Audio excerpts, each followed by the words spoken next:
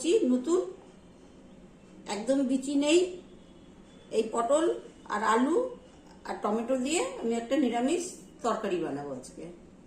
নতুন পটল তো একটু গরম পড়ে গেছে, নতুন নতুন পটল খেতে ভালো লাগে।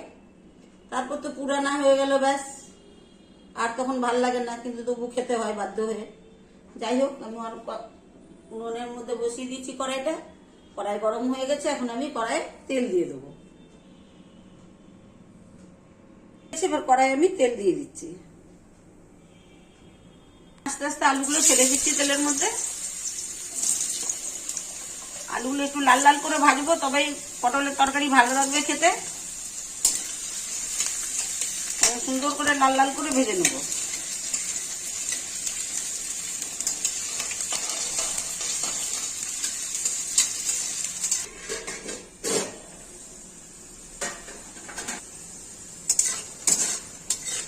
আলুগুলো সুন্দর করে ভাজা হয়ে গেছে লাল লাল করে।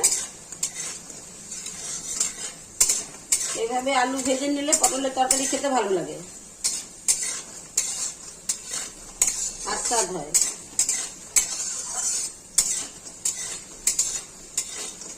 এবার তুলে নিচ্ছি।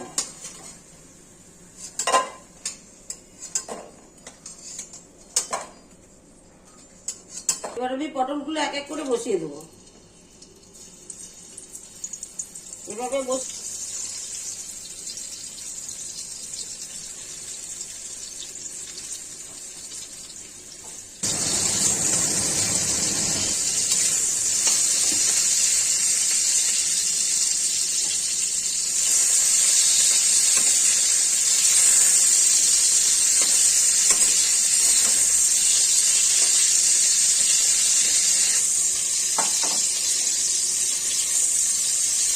এবার আমি তুলে নিচ্ছি।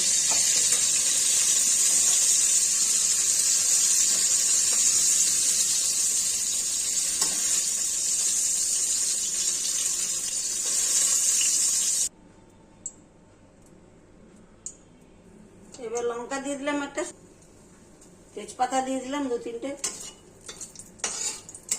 এবার কালো জিরাটা ছেড়ে দিলাম। জিরে, আদা, ধনে, কাঁচা শুকনো লঙ্কা দিয়ে মশলাটা কড়ানো হয়েছে।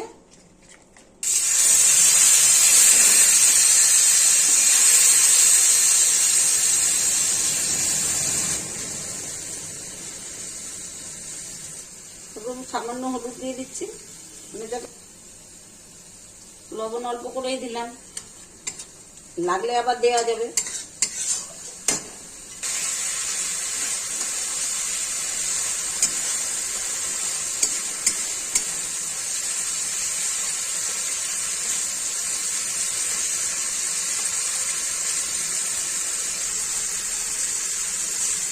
দিয়ে ভাজবো, মানে আলু আর পটলগুলি খুব সুন্দর করে ভাজা হয়ে গেছে।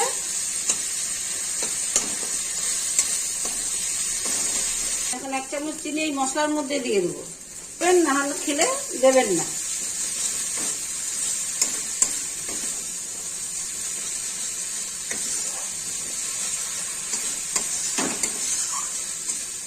এবার ভাজা হয়ে গেছে। এবার সবগুলো আলু পটল সব একসঙ্গে ছেড়ে দিলাম। করে একটু জল দিয়ে দিচ্ছি, আর সুন্দর করে যেন কষানো হয়।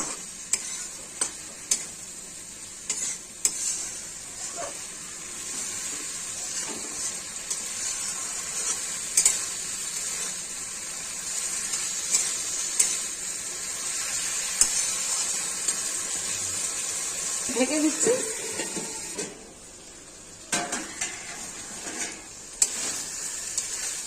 সুন্দর করে ভাজা হয়ে গেছে, তেল ছেড়ে দিয়েছে একদম। এখন আমি জল দিয়ে দেবো, একদম সব সেদ্ধ হয়ে গেছে।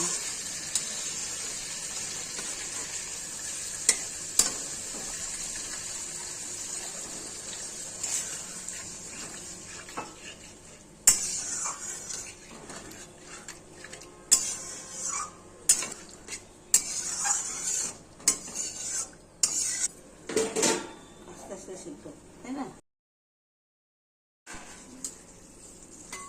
আলু পটলের তরকারি আমার হয়ে গেছে সুন্দর করে। এরকমই মাখা মাখা বানাবো।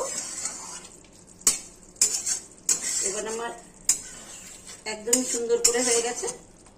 একটু ঘি দিয়ে দিচ্ছি, আলু পটলের তরকারিতে একটু ঘি দিলে পরে ভালো লাগে খেতে। অল্প করেই দেবো, কারণ অল্প তরকারি অল্প জিনিস।